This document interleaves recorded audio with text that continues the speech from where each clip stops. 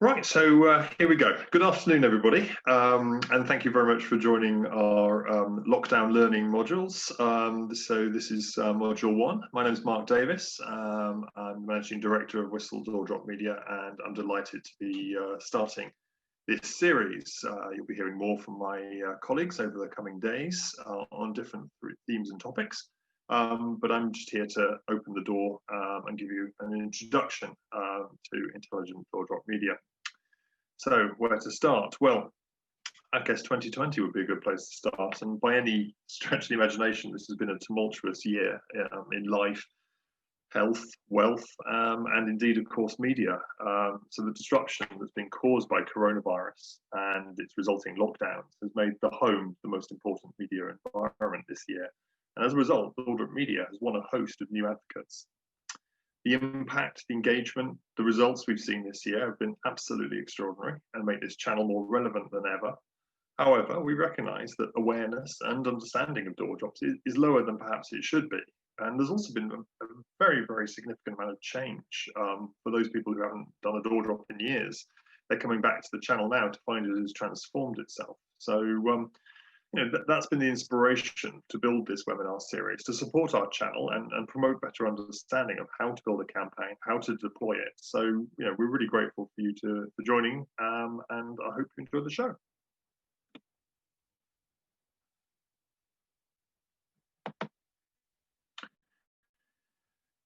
So home, well, it's of course where we've been all spending an awful lot of this year. Of course the conundrum for brands and for marketeers has been how to connect with those audiences and reach them at a time when so much other media has been sort of disrupted. So many of the usual channels have been actually either diminished or unavailable entirely. And of course this brings us to a sort of defining characteristic of our channel is that we are enabled, and throughout this lockdown, Royal Mail has been maintaining its distribution.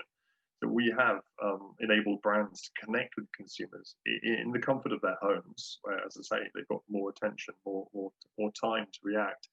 And it's our job, of course, to make sure that we use all of our insights and all of our data analytical capabilities to make sure we're hitting the right people at the right time. So defining your audience and then geolocating it, that's our sort of game plan. And as I say, never more relevant than now.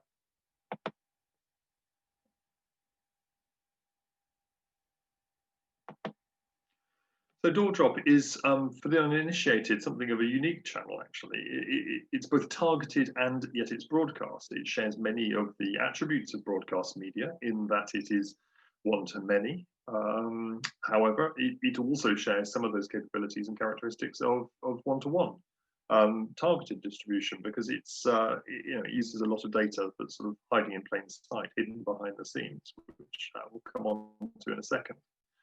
Importantly, for those who are planning Doordrop as part of an integrated campaign, and you'll hear a lot more from us over the coming kind of weeks about integration, this gives you an indication of where it should be flighted. So, we sit really well having kind of the initial messages hitting broadcast, picking up on that, highlighting kind of the opportunity to expand a little bit more on a message than perhaps you can do in a radio or TV spot. Driving action and potentially warming an audience up before you go into the more one-to-one targeted channels. So that's how we see it sort of sitting in the media context. Now it's fair to say that sort of one of the things that we really focus on is customer acquisition, and of course that's got increasingly hard since GDPR. The important point to flag here for those again who know their data is that Doordrop Media is by its very definition, a GDPR compliant acquisition channel.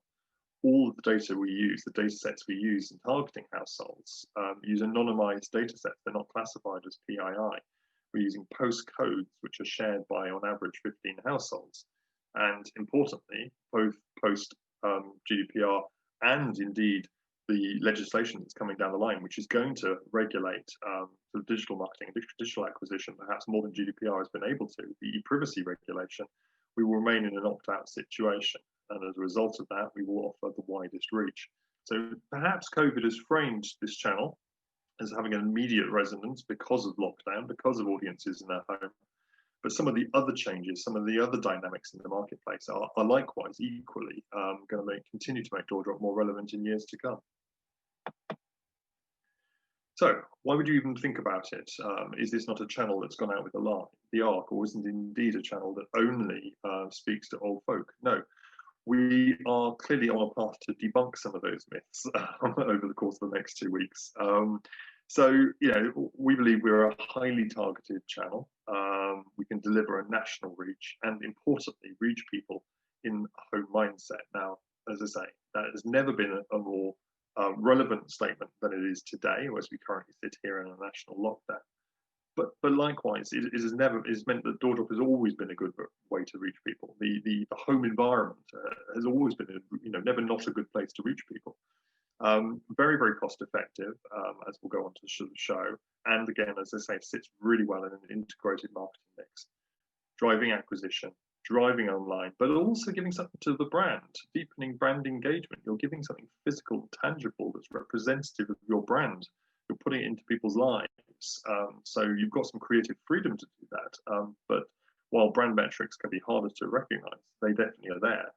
So we'll always focus on the quality. We'll talk more about creative later on in the series. And again, that key point nowadays in terms of compliance, we have an ability to drive cost-effective acquisition in a compliant way. Just so we all understand, we're here to learn. This is just basic building block stuff. But UK postcodes actually are our bread and butter. And for any brief that you actually have to consider if you're mulling over that a client might give you, it's where there's a geographical relevance or resonance to that brief that we will come into our home. We're not saying that we're here for every brief and for every, as a panacea for all marketing ills. But certainly it's, where geography matters, as it does to us. If it matters to your brand, then, perhaps there's an overlay for Doordrop. Now, our standard building block for Doordrop is the postcode sector. So all of your first bit and then your first number in the postcode. That gives you your postal sector, on average, 2,500 households. So, when we look at the images and the maps, we're drilling down to that level of kind of granularity. So local catchments, local areas, obviously you sort of score well from a targeting perspective. And I think it's perhaps one of the sort of best kept secrets in marketing is actually just how much insight you can drive, you can unlock from the just a postcode and say, it's a sort of anonymized piece of data. People think of, I've got a postcode, it's my postcode, but as I say, it's shared with on average 15 homes in your street. So it is not a unique identifier to you, your family or your property.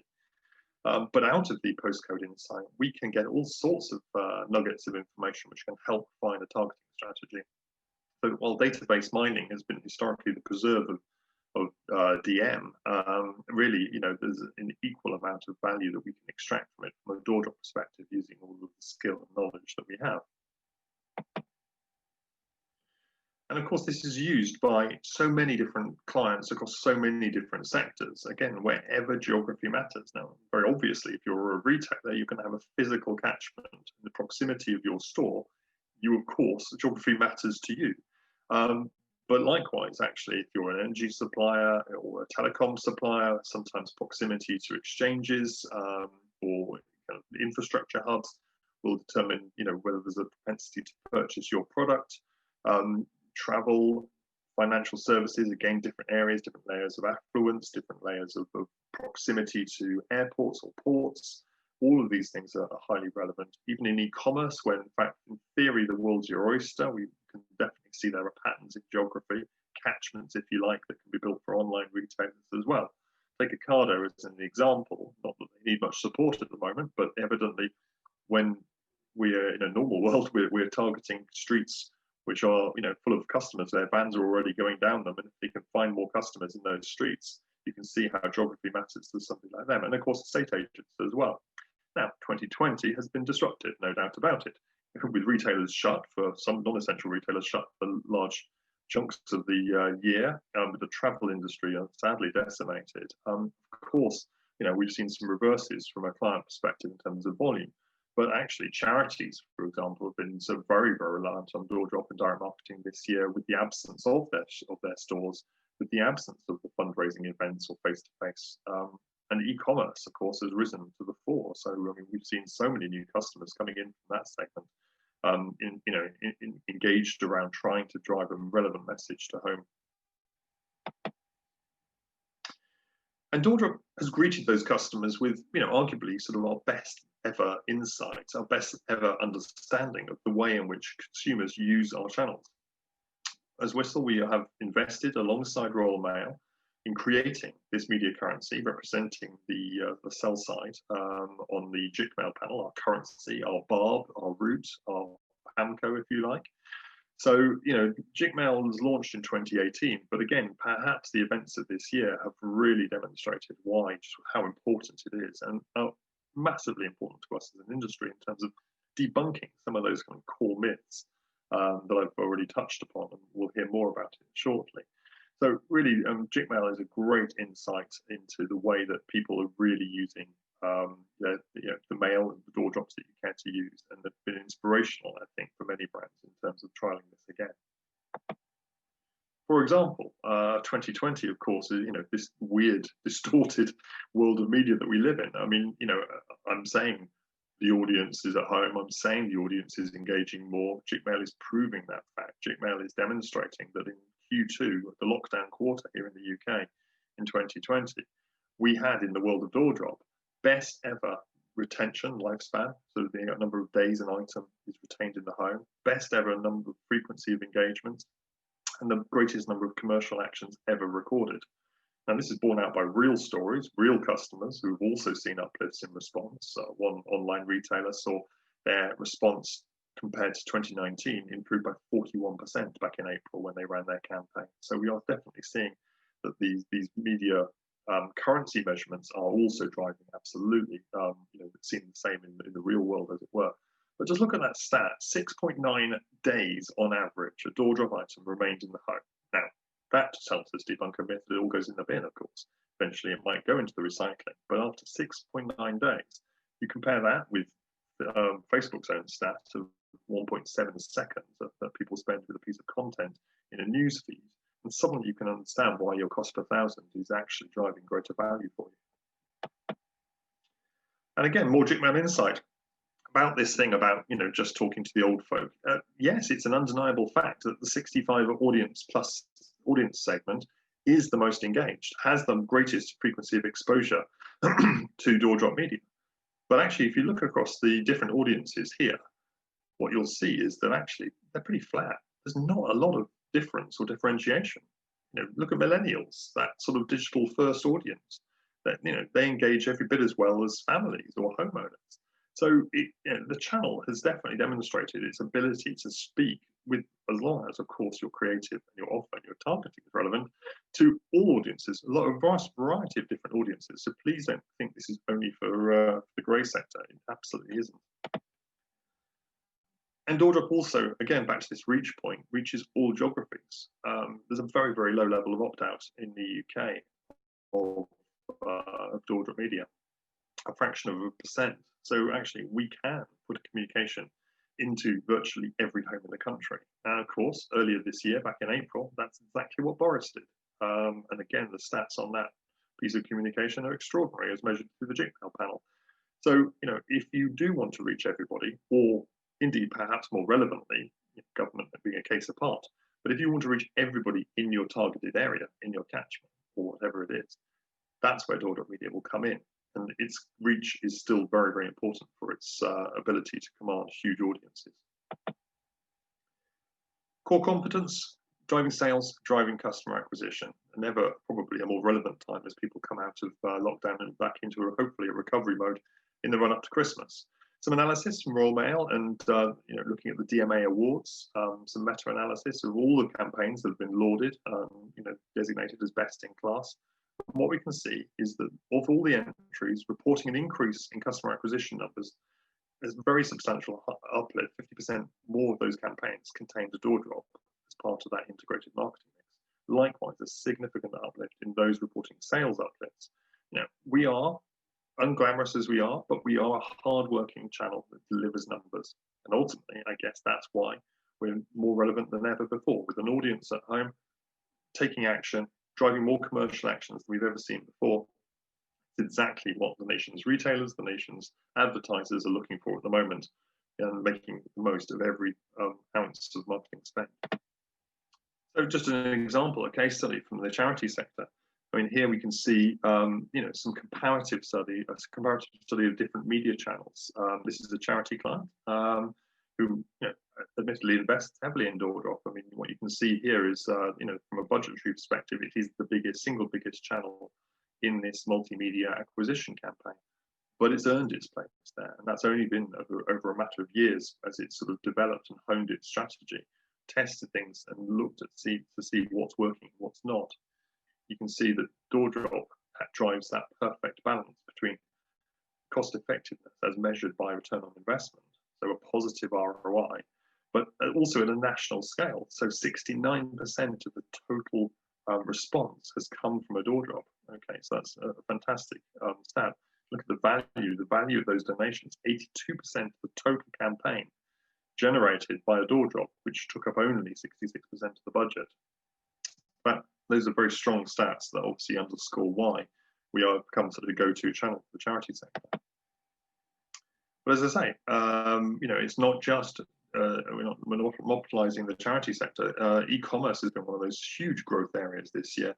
And this case study, again, demonstrates just how we work, how we can drive a vision of a catchment, an online catchment for a pure play business. This, in fact, was the first test ever of Doordrop by a pure play e-commerce fashion retailer, a sector we've seen great growth in 2020.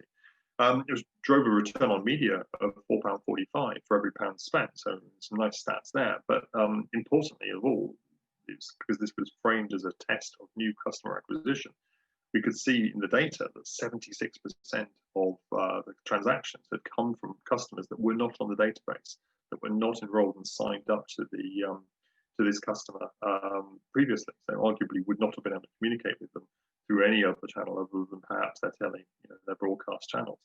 So, that's an extraordinary result. And I think one that, allows us to highlight that for e-commerce brands who are so data rich, like a charity, I suppose, in many ways, they have all of the data that we need both to measure effectively the back end, but also target accurately in the first instance.